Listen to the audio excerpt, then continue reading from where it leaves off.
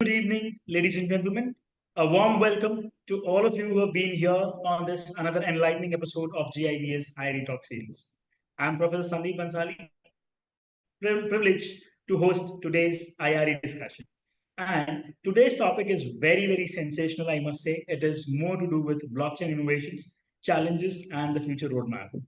And before we get into the topic, let me introduce you all about GIBS Business School Bangalore.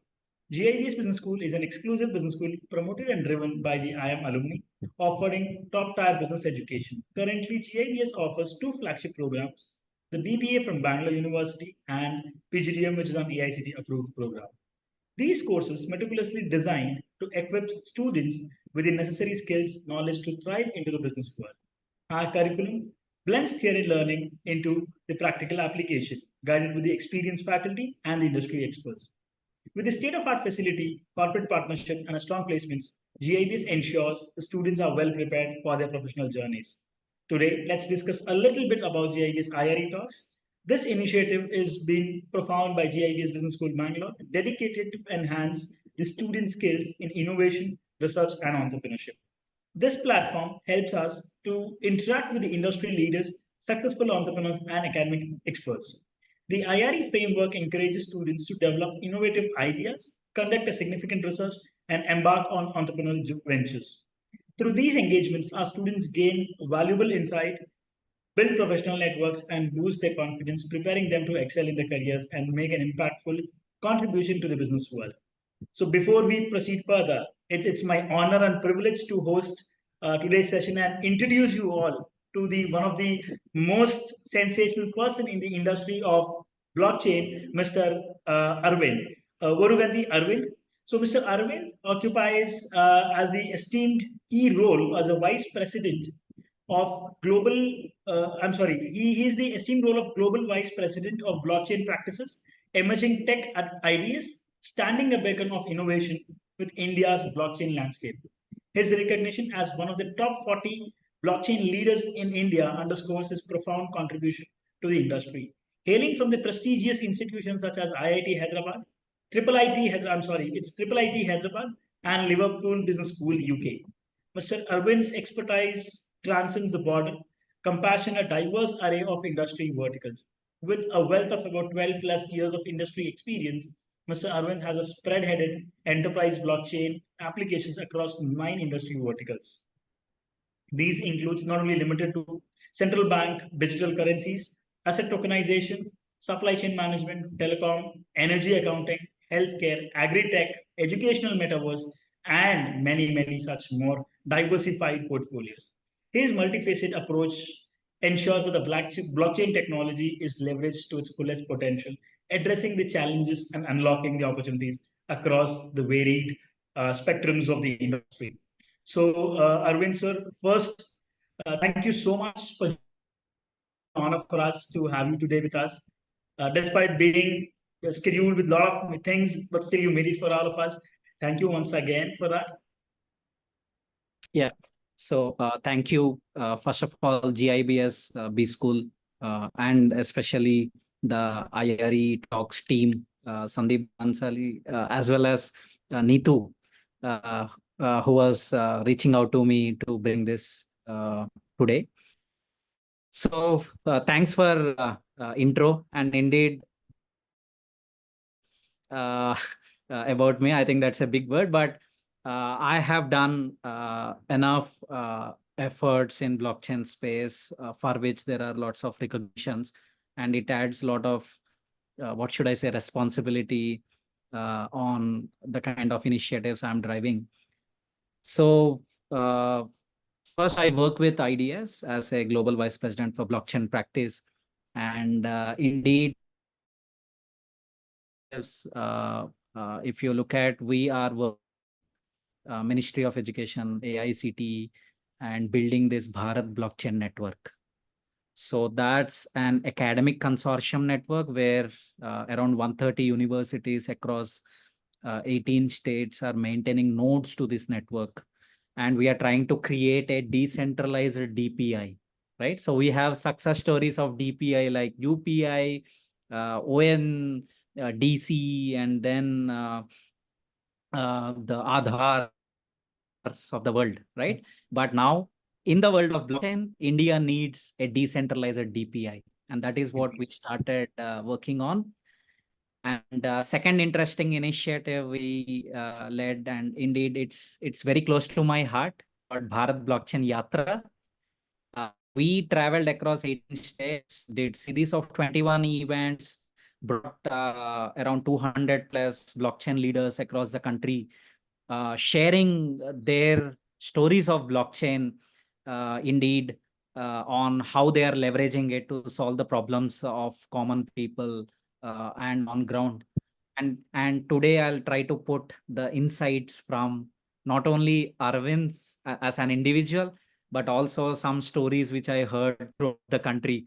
And I think that is another thing, because I traveled across the country and it's a rare opportunity anyone gets. And within 8 months, that is a kind of exhaustive journey I did. So of course, many interesting initiatives, but I'll try to put that forward as we progress. Certainly, Arvind sir. So first of all, I mean, as just to start with, for all our audience to understand better, we've only heard like blockchain, but a lot of us might not be aware what blockchain is all about. So if you could put a little light on what blockchain is all about, it would be really great. Sure, definitely. See, basically, if you look at blockchain, right, we can simply put it as internet of value. Okay. Now, we are in Web3. Okay. So blockchain, people talk about Web3 and blockchain together always, and people get confused like what exactly it is. And also there is a misconception or myth that blockchain by default is crypto token, some speculative activity and all, right? But indeed there is huge other side of the thing, and I'll try to give you a glimpse of it. So blockchain by definition technically is more a distributed ledger governed by a peer-to-peer network. And I'm sure people joining from BSchools, it will be out of the mind. But I'll put it the other functional definition, that is internet of value. Now, if you carefully observe, let's go back to internet in its early days, right? So at that point of time, if you want to share some information, right? Say, I want to pass on some information, I need to route it through either a postal system or telegram, or if at all I have the luxury of having a telephone at that time, then I need to call up the trunk guy, like the trusted third party who connects me to the person on the other hand. But in these three scenarios, we are trusting a third party to facilitate that exchange of information, right? I assume that the postal system do not read my message, even if before it reaches the encrypted. Yeah. Then then what humanity came up with is internet, right? The previous era of internet called internet of information, where I have an open network of computers, right? And I can pass information one-to-one, peer-to-peer. Peer-to-peer. And I don't need to rely on some intermediary to do that, right? But how do you make sure that information is going on an open network of computers, right? But how do I assure that the information is not leaked? Then the cryptography concepts of encryption, decryption are being used. So though data is available on an open network, still it makes sure that it goes. Now, the evolution of internet today is internet of value.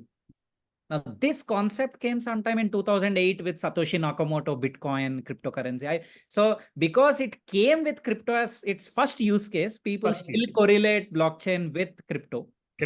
But the intent was today, for example, if I were to do a cross-border payment, the average cost of cross-border payment is 6.7%. As per World Bank. And it's not me, Aravind, saying that, it's as per World Bank. And it can go to 14% to 18% if you're sitting in, again, like say some underdeveloped or developing economies, right? So that means every time a dollar or a rupee goes across the border, the cost of transaction is like lost. Very The true. value of the money is lost. Now to put it at scale, do you know what is the money which travels cross-border every year?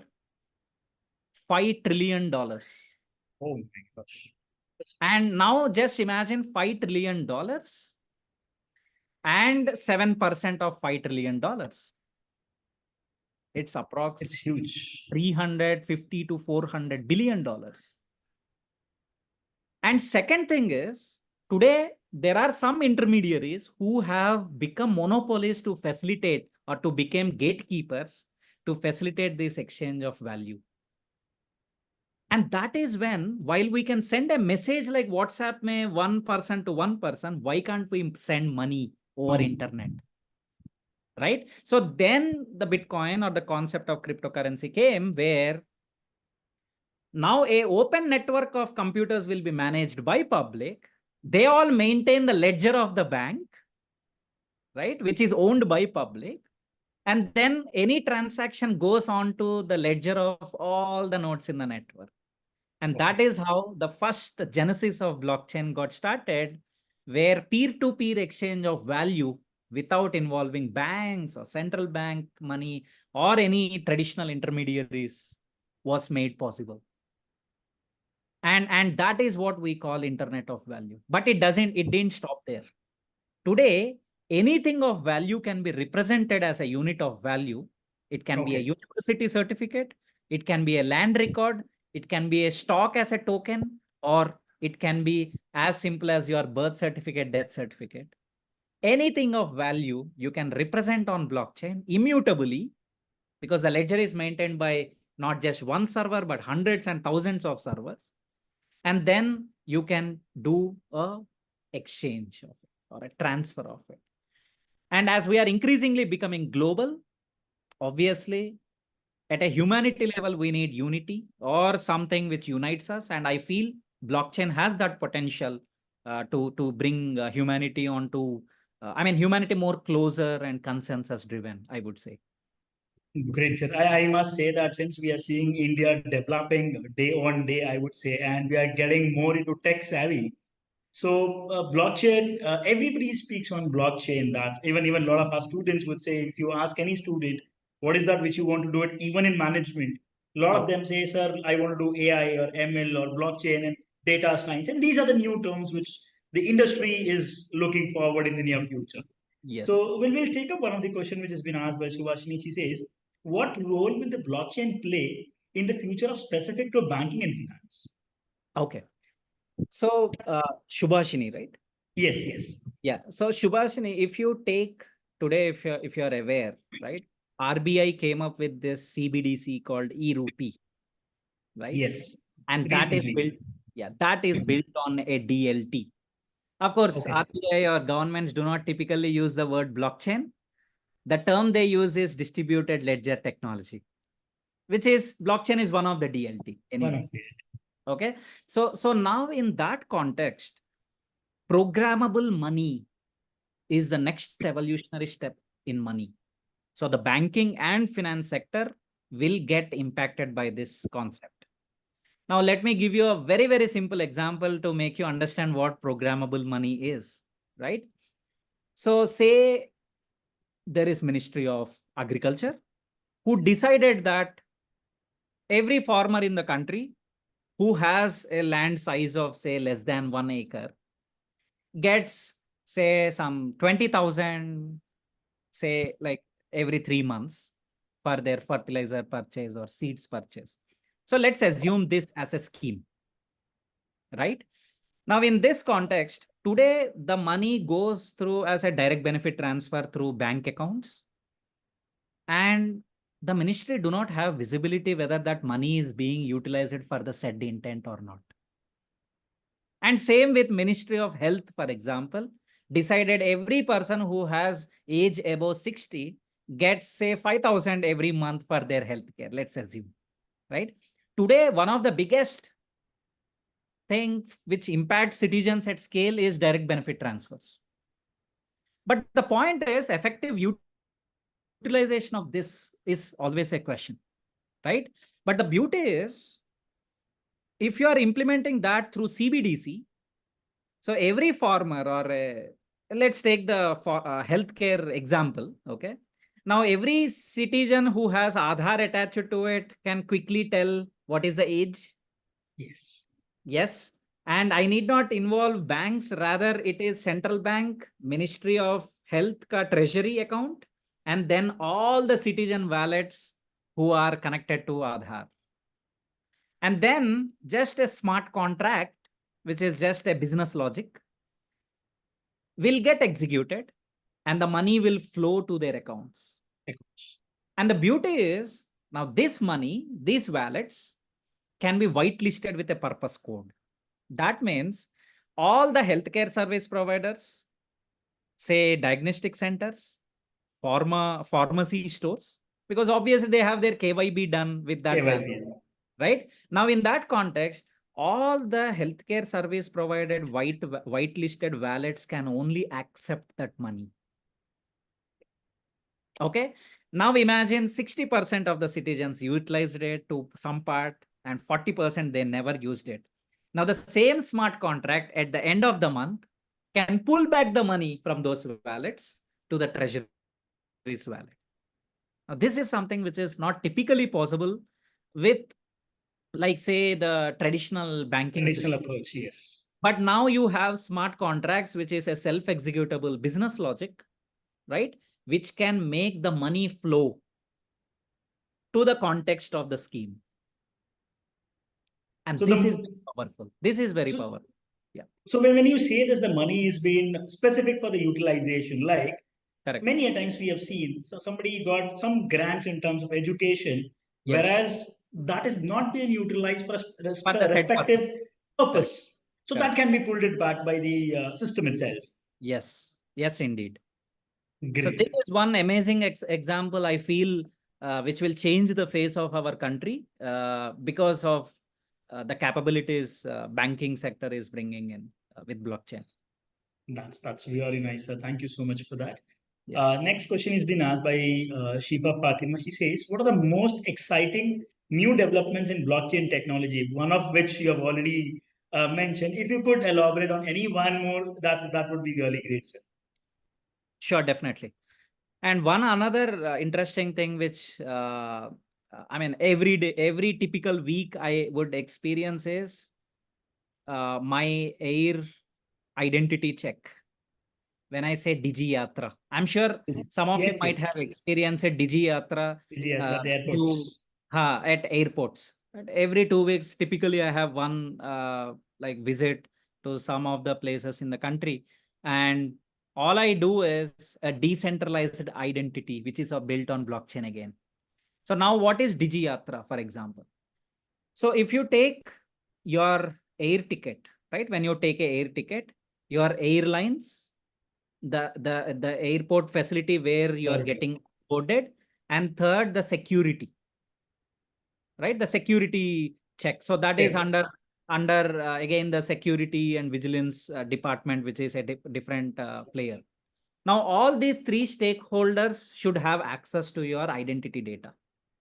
Like you are the person, this is so and so person, and then my pick, like my biometric, maybe the face. Okay. Now today what is happening? Every place, every check, I need to put my ticket, I need to share my Aadhaar, they check it, then they capture it, right? So this is how the travel happens. But I told you blockchain is what? A decentralized network. That means multiple stakeholders can maintain servers or nodes in the network, and all these servers will have same data. So that means everyone has single source of truth. Now at the airport, once I scan the QR and do it, then all the three stakeholders know that I'm coming in. And they have my data already in. All I need to do is just show my face. Right? And why blockchain? Why not a centralized server which has all the access? The point is, when you use blockchain, three stakeholders are maintaining their own copy, but they are all in sync. So when they have in sync, and the blockchain data is by default immutable. That means no change can happen without the consent of three or all the stakeholders involved in the system. That's nice. So, Okay. so in that context, the source of truth is available with everyone. And I have a seamless experience of sharing my identity when I go. So this is also something, a very good use case of blockchain, which is, impacting lakhs of people who do air travel today. So this is one of the great initiative, I must say, because even I travel across the country in several places where we don't have to undergo the traditional approach, hold your boarding pass, and then move. And you, at times, Indeed. at least for now, at this point of time, you feel privileged if you have a Digi Yatra because you don't have to stand in a queue, right? So the entirely a system has been built. And recently, if you have seen this digital KYC, what you recently mentioned, earlier you will have to submit your Aadhaar card and PAN card physically, but today most of the applications or any government website, if we see, they are more to do with a video KYC, which was not there earlier. So Correct. that is one good technology which is already the Indian government, I would say, or the Indian tech is involving into. Understand. So again, coming to the context of blockchain, they are all more centralized IT systems because the digital Okay. KYC and all is a wallet managed by one ministry. Okay. But if you take the decentralized identity, this identity is accessible to multiple stakeholders. Okay. So that is the difference. So Difference. at a user level, unless until I tell you that Digi Yatra is blockchain based, no one knows it. No one knows it. Okay. But in the backend, it is a Hyperledger Indy, which is a framework used to design the DID solution. Okay. Okay. Great, sir. So when we see all this, when the data is being passed to multiple source Stakeholder. points or Yes. the resource people, I would say the stakeholders, one of the Mr. Anum is asking, sir, what security risk does the blockchain face, and how are these being resolved? Okay, I think in the context of question, he might be asking about privacy. Okay. Privacy, data privacy. Right. Okay.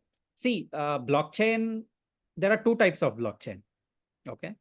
Public blockchain, which is permissionless blockchain, and then permissioned blockchain, which is private blockchain. Okay. So most of these government or enterprise use cases typically have permissioned blockchains. They use permissioned blockchains. So in that context, the privacy is taken care. Selective disclosure of data happens. Okay. And second, DigiYatra Foundation also says basically once certain metadata is only put on blockchain, certain personal identifiable information data gets purged once your travel is done. Done. Okay. So when we say blockchain is used, it doesn't mean all the data of the application goes onto blockchain. You will still have some off-chain data and on-chain data. You're getting? So one thing which you again mentioned, that data gets purged. So that means, sir, am I audible? Yeah. So what happens is when you say the data gets purged, Yes, it yes. is very, very important to know that people should not be worrying that I've shared my data across everybody and it is still there with everybody. Your process is done, your data gets purged, so you are ready to move to the next phase. Right? So moving ahead, sir, when you say that Correct, digital, correct, correct. right? So when you say about Digi Yatra and things, so it has really made a lot of significance in normal person's life. But would you like to put any little light on what other significance it has made on a normal man's life as a blockchain? Okay, so you mean to ask some other use cases which touched many people? Absolutely, of the blockchain, a normal man scenario, I would say. Oh, okay, okay. So when you say a common man, right? I think the RBI, the e-rupee use case, which I said is again something which touches the common man. But let's take the university certificates or say the board certificates. Now, NIC, National Informatics Center, for example, right? So built a nationwide blockchain infrastructure under National Blockchain Framework, and 13 lakh students ka CBSE, the +2 certificates, or the 10th and +2 certificates are issued on blockchain. Now imagine every educated, like the 10th is like the very core. It's a identity in some scenarios, but also an academic credential, which is very important. And today that being put on blockchain brings immutability, verifiability, right? And then there is no scope for fake certificates. Fake That means all certificates. these people have fair chances of grabbing job opportunities which are meant for them. Being taken away by someone who didn't do the course but still got a certificate, right? So I think this is one another interesting use case, I would say, implemented on blockchain. Okay, great. So there's one question which has been asked by Raksha. She says, why is it important for different blockchain networks to work together? And how is this being achieved? Okay. So as you also mentioned that there are different blockchains, right? So Correct. how is it Correct. different from others? So see, there are again many blockchains you take, like say you have Bitcoin, Ethereum, Solana, Algorand, right? Cardano, Coda. So the point is, all these blockchain protocols or networks are created with a focus of certain use cases they want to support. Okay, or sometimes just they have chosen a different consensus mechanism and tech stack.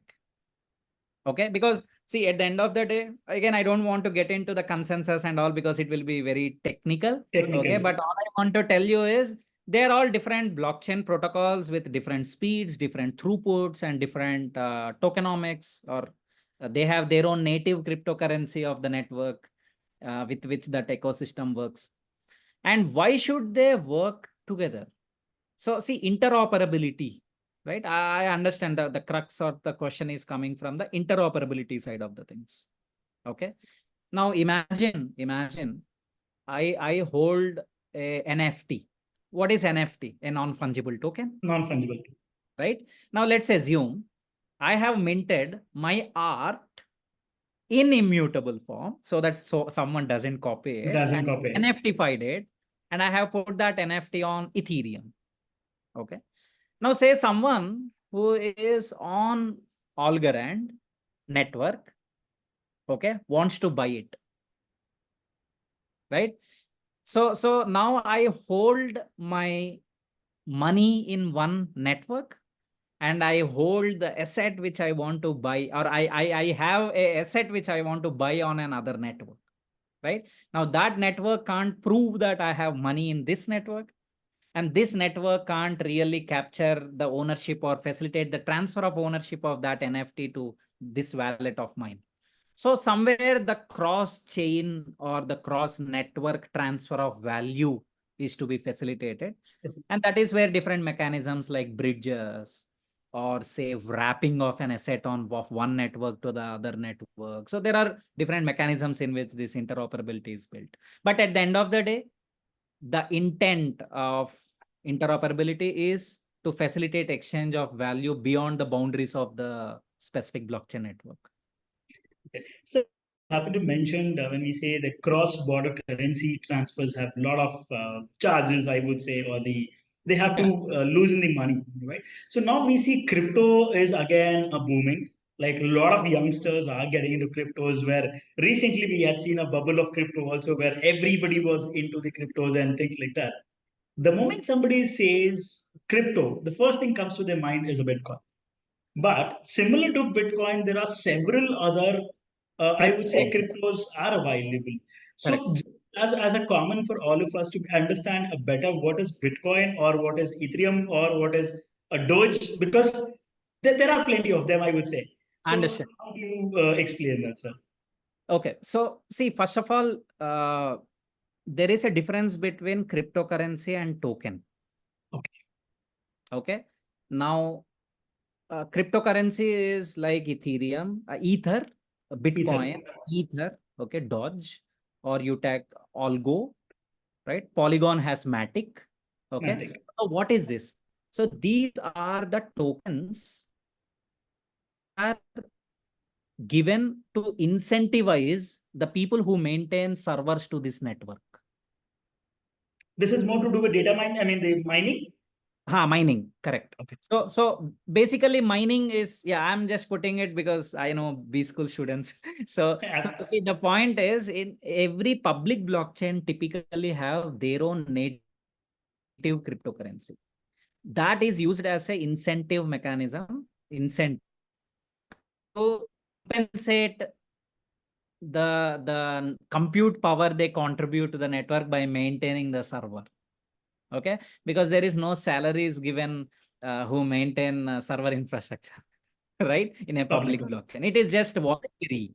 So when voluntary thing happens, basically the protocol mints or mines some new coins and they give it as it gives it as a one.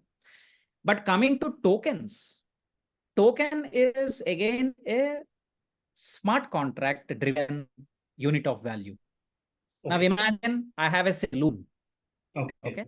I have 100 saloons and I want to sell my services in the form of tokens. So my reward points or loyalty programs can be tokenized basically. So that is token. Now the token is only for a group of for a service provider and their group of users to utilize. Whereas cryptocurrency is more a ecosystem of stakeholders who are maintaining nodes and also who are deploying applications on top of the network, trying to use it. Okay, but again, in layman terms, to put it in a simple way, how you have a rupee for India, which is a unit of value for all the people of India to do the business. How you have dirhams in, say, Dubai, how you have Sing dollars in. Every blockchain network is a microeconomy. And that microeconomy has its own unit of value called cryptocurrency. As simple as that. Okay.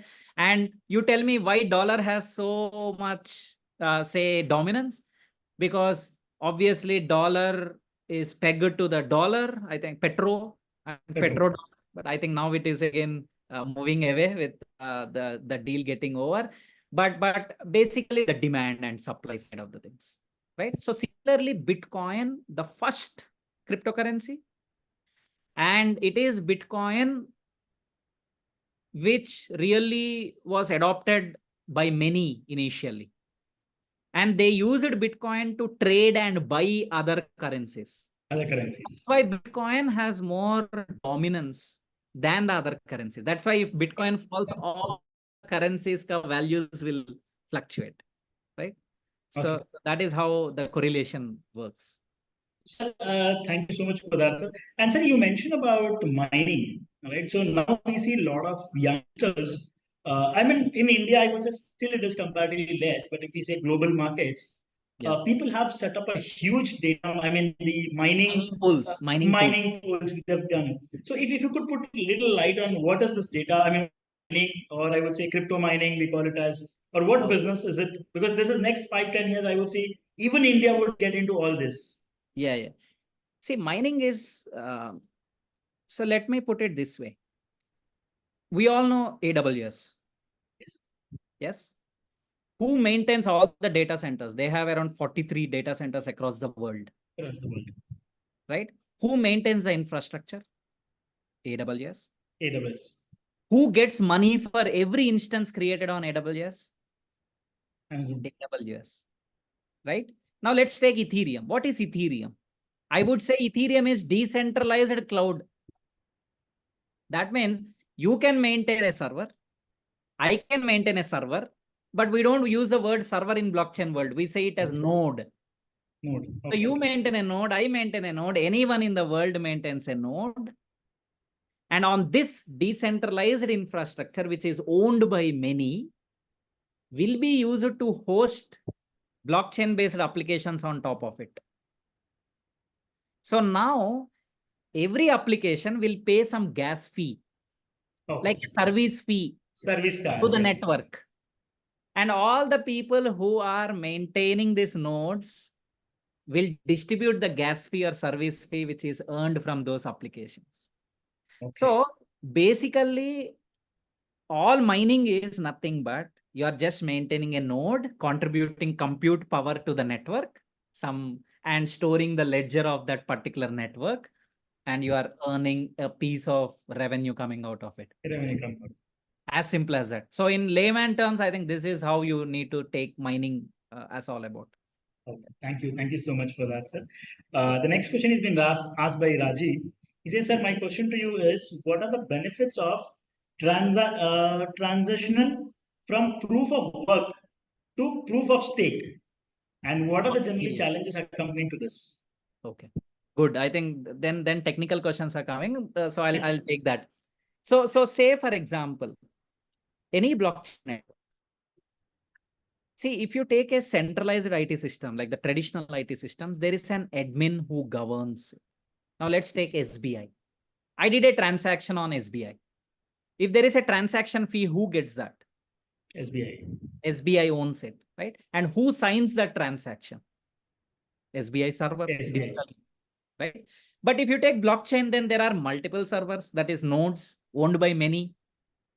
Then who should sign the transaction? Who should get that piece of money or chunk of money, right? So in blockchain world, every time slot, every block. So block is nothing but a pool of transactions which are conformed in a time slot. Okay. So now every block time, there is an election process which happens in the network.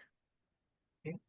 And one of the node becomes the leader to sign those transactions and get that gas fee from the transaction. Okay. So now the process of election is called as consensus mechanism, and proof of work or proof of stake is different types of consensus mechanisms. Now I gave the the bottom line. Now let me talk about proof of work. Now what is proof of work? The election of the leader happens such a way that the protocol, that is the blockchain protocol, will generate a mathematical puzzle. And all the nodes in the network will try to solve that mathematical puzzle through permutations and combinations, hashing. So hash rate. So I won't get into that depth, but all I want to tell you is more computations will be executed by every node in the network, but only one node wins the race. But as a whole network, lot of compute power has been spent.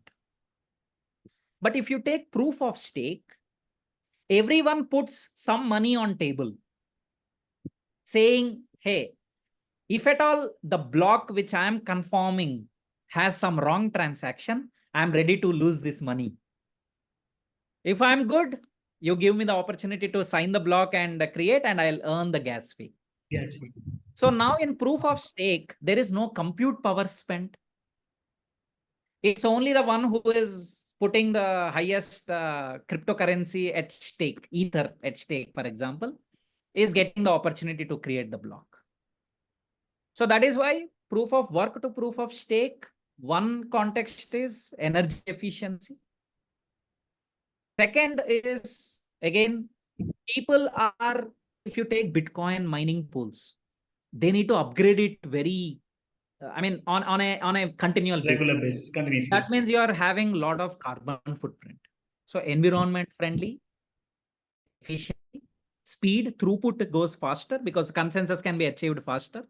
And last but not the least, the negative side of it or the bad side of it. The one who has the highest amount of ether will keep on earning, and all others who maintain nodes will not get opportunity. Right? Okay. So if you are moving to proof of stake, then again it becomes centralized. The intent is decentralization, but somehow it goes logically centralized. But proof of work is pure decentralization, I would say. Though energy intensive, everyone has fair chance to win, to become a leader. So is it more to do something like in a layman language, if you have to speak, it is more like I bid more, so I have more opportunities to get that. That's it. Like our traditional business. Absolutely. Now Ambani comes, I'll say, I have money, I'll create Geo. Okay, then I'll give it free for 6 months. Okay, then everyone succumbs. So that is proof of stake in simple terms. Okay, thank you, sir, for that. So the next question is been asked by Ranjita. She says, how do you think blockchain will change in the next 10 years?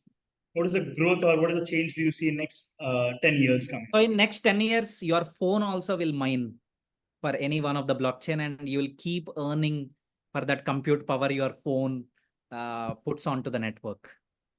I think on a participation level, that is what I see, which will happen in not even 10 years. I think it will happen in 5 years from now. Now, 10 years, right? I think that's a good question.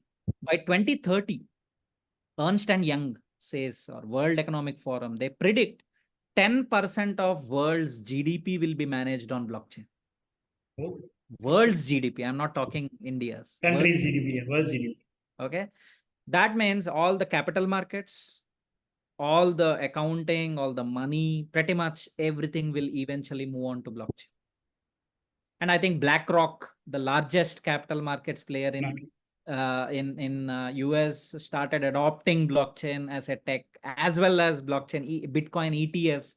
It's also a kind of giving a pulse that something significant adoption will happen eventually. And a common man. Now let's talk common man, because money and all, yeah, anyways, all the big players will do that. But a common man, for example, I will go to a medical store. I'll scan the QR code. I will check the authenticity of the medicine. I will know at every stage of the supply chain, from manufacturer to distributor to wholesaler to retailer to the clinic or hospital, what temperature is maintained across, if at all it is a vaccine or some life-saving drug, and I can check the authenticity of the medicine, and I can take food, or I can take medicine with confidence that it is original. Because as per World Health Organization, 30% of the pharma products in developing economies and emerging economies, especially India and African continents and other continents as well, are substandard or spurious. So 30% is not small. That means every 3 of 10 people are just having medicine which is fake or substandard, right? But blockchain brings that trust, visibility, track and trace, right? So I think that is where I see a common man's life will really get touched with blockchain. So that's really great. But I have one, this is my personal question, I would say. So since we have a lot of students here, you mentioned about you will be able to do a lot of data mining, I mean, the mining things on your mobile devices. We see India is also looking forward for a lot of entrepreneurs, or looking to start their ventures in technology or tech-oriented organizations. Yes. So what ideas would you share for all our participants, that what business they can get into with relevance to blockchain? Okay. Interesting. And couple of days back, India, like there is Ministry of Electronics and Information Technology, MIT, which supports a center of entrepreneurship by name IIIT. So that is a center of entrepreneurship supported by central government, explicitly created for blockchain focus, you know. Okay. And we are, I mean, we at IDS are their industry partners. And recently we launched Poland Propel, which is a pre-incubation program meant for students indeed. Okay. And let me take some ideas which we have thrown to the students as part of the program. So now that India is aiming big for 2047 in the vision of Modi ji calling Vikasit Bharat, right? So now for that Vikasit Bharat kind of thing to happen, obviously blockchain adoption should go every sector at scale. And we have identified 14 industry verticals where blockchain has tremendous number of use cases. And let me put forward at least 5 to 6 of that in the interest of time. So 1, sustainability, carbon credits marketplace. How do you quantify the carbon footprint of a vehicle, of a farmer following organic farming techniques, or someone who is using some recycled product as part of their manufacturing processes? Now, once we quantify all this, you can tokenize the carbon credits, and then you can create a global marketplace where anyone creating a carbon footprint more than what they do, they can offset it by supporting someone who is doing a carbon negative or carbon negative or sustainable practices. So that way, I think blockchain can coordinate the global scale human efforts to go sustainable. And blockchain can play a very vital role in doing this or facilitating this. I think this is one area where students should seriously look at.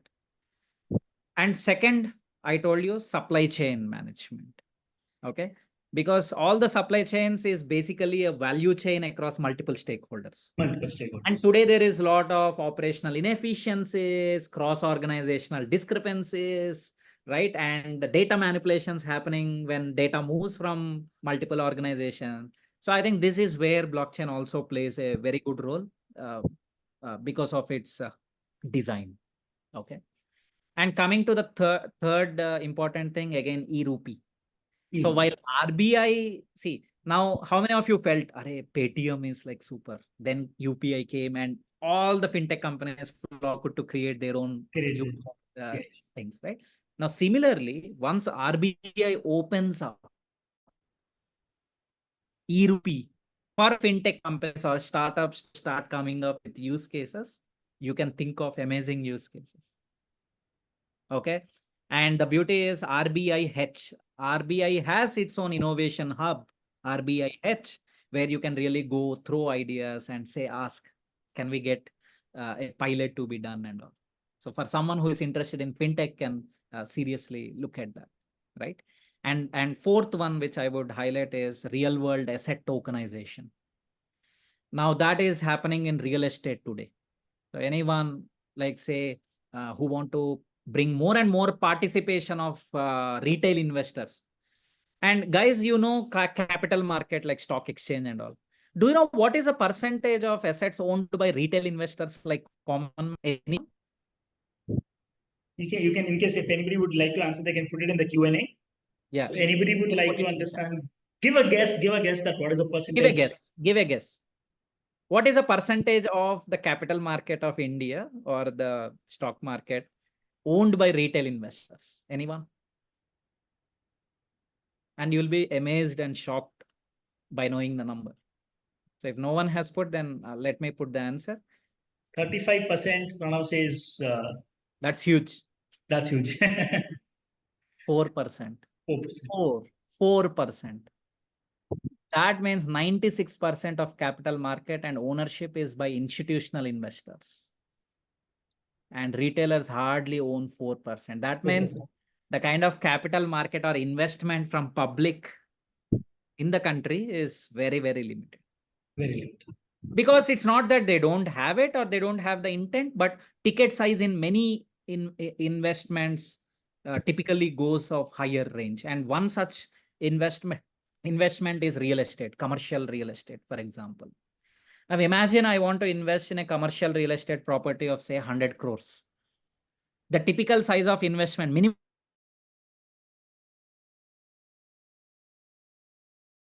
tokenize a 100 crore project into 100 crore tokens, which are managed on blockchain. People can just buy, seamlessly do secondary trading. And such a way, infrastructure projects will have more and more crowdfunding from public. And they can trust it because it is available on blockchain. And I can verify really how many people are owning it, even though I don't know the identity, but still I know how many people are owning it and what is the kind of movement in the secondary sales and all. So this is also one amazing use case in the capital, I mean, in the fintech side. Sir, I'm sorry to interrupt here. So when you said about the real estate, does REIT by any chance is a part of a blockchain technology? No. So REIT is basically fractional ownership of real estate is facilitated by REIT. So REIT gave guidelines, facilitate fractional ownership should follow those guidelines. Now, by putting that fractional ownership to smaller numbers is a operational overhead for asset management companies. See, now managing ownership of say 100 people of a 100 crore project works. Now imagine lakhs of people. What is the kind of documentation, the contractual agreements, all this can be automated with blockchain. so that you need not have manual interventions or say documentational overhead. Documentation. Human intervention is almost zero there. Zero there, because smart contract drives everything, and transfer Everything. of ownership also doesn't require a third party doing it. Blockchain will facilitate that. Will facilitate. Okay, great, sir. Thank you so Right. much. So I think, sir, very good potential markets where entrepreneurs have huge scope. Moving to the next question, sir. Thanks for the IRA team for conducting amazing sessions. Mr. Arvind, from your point of view, what might be the reason of for government delaying in the implementation of crypto in India? So somebody very keen on cryptocurrencies. Let me tell you who said crypto is illegal in India. No, no, he's saying it is getting delayed. No. See, first of all, let me put a double-ended word for your question and answer. Who said crypto is legal in India, and who said crypto is illegal in India? Illegal in India. Okay, so say by taxing, do we assume that crypto is legal? We don't know. We don't know. Right? But say, is there a chance that you get jailed because you are holding crypto? I don't think that narrowed down to zero now, because recently a high court, I don't remember which high court, but they gave a ruling that holding of cryptocurrency is not a crime. Not a crime. Okay. So the point I want to tell you is, first of all, because crypto by default is a global force, no individual country can't stop it or break it. Okay. That's why all the governments across the world, they have decided to regulate it rather than stopping it, because they can't really stop it. Okay. So in that context, I mean, crypto is, what should I say, is legal and not legal today. Okay. So it is either ways. so it is again your individual decision, informed decision, with which you can take risk and participate. Yeah. Okay. Thank you, sir. So we'll take last couple of questions. Yes, then we can close down. Sir, as of now, are there any government initiatives in India promoting blockchain technology? I think recently you just already mentioned. If you could just revise it once again. So Ministry of Electronics and Information Technology, MIT, came up with a national blockchain strategy in 2021. Yes, India has a national blockchain strategy. But the point is, it talks about permissioned blockchain, not public blockchain. Okay, so crypto is more public blockchain, more anonymous users. Okay, and government typically do not talk about it because it's an individual interest, but not a government interest involved in that. But use case of government interest and enterprise interest, yes, India has its own blockchain strategy called National Blockchain Strategy. And there are 7 organizations who are part of that National Blockchain Strategy, who are working on various use cases. And a couple of days back, one of the stakeholder of that National Blockchain Strategy, CDAC, organized one international conference in blockchain in Hyderabad, where I was also one of the speaker. And I understand that soon India is announcing a blockchain as a service, official service, with a name which I don't want to reveal. You will be seeing it in news, and then you remember me. Certainly, we do that. And I am happy to see that you have also been awarded recently by Business World for this technology which you're working on. If you could just elaborate a bit on that, sir, it would be really great. So we received many awards. So the award coming from BW Business World is a decentralization pioneer of the, award, because nowhere in the globe or nowhere in the world an academic consortium blockchain is built. That means multiple universities coming together and creating a network for academic use cases or use cases of national interest. So for that pioneering initiative, they gave us the award as part of. Now what use cases are we experimenting on top of it? So we have all top universities across the country as part of it. So one of the university in Chennai, we are working on certificate issues on blockchain. And one university in Ahmedabad, we are working on e-governance of that university happening on blockchain, right? And one university in Pune, we are working on a student transfer from one of their institutes, technical institutes, to MBA school. as per new education policy. And then credit management, because new education policy says you have a choice-based credit system. That means you can get credits from one university, then a few from other university, and then you can consolidate and get it, right? So in such scenarios, when multiple stakeholders are involved, blockchain comes, right? So these are some of the initiative. I mean, these are some of the use cases we are experimenting with, and that is where we were given decentralization pioneer award. Okay, so we'll take up the last question for the evening, sir.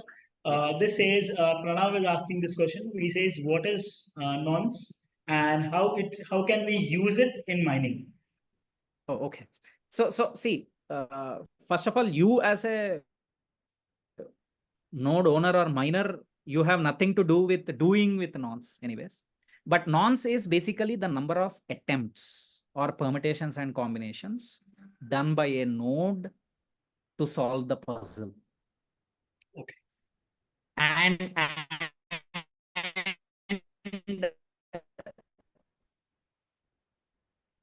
the lesser you became the leader first, right? First. The one who solves the puzzle first becomes the leader, correct?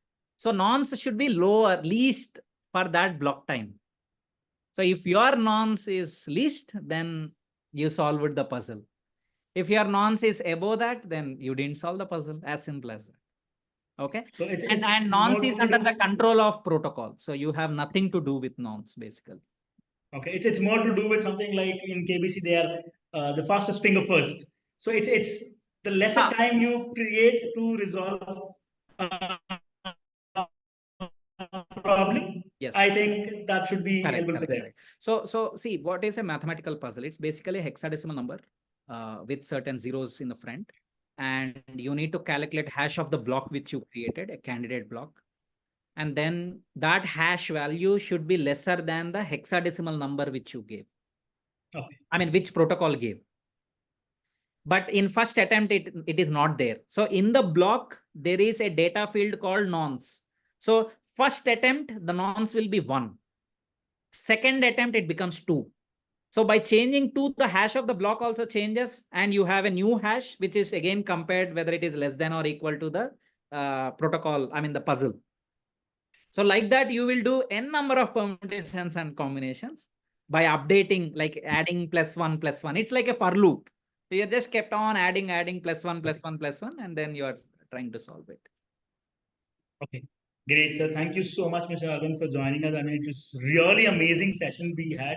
We have understood a lot of things about blockchain because all these days, whether it was a myth that there is something called as blockchain, or people were unaware what blockchain is all about. But today we have got a lot of clarity with regard to blockchain. So I would love to extend my heartfelt gratitude for you to joining us and sharing your valuable insights with all our participants. Yeah. And we look forward to see you as well in the campus. So any day, if you could make up for our students in person, it would be really great. So they could understand even much better things when we are in person. So we would love to host you at the campus anytime you are available. So thank you once again, Mr. Aravind, for joining us, and we're looking forward to get associated in whatever best possible way to develop this blockchain to the next level.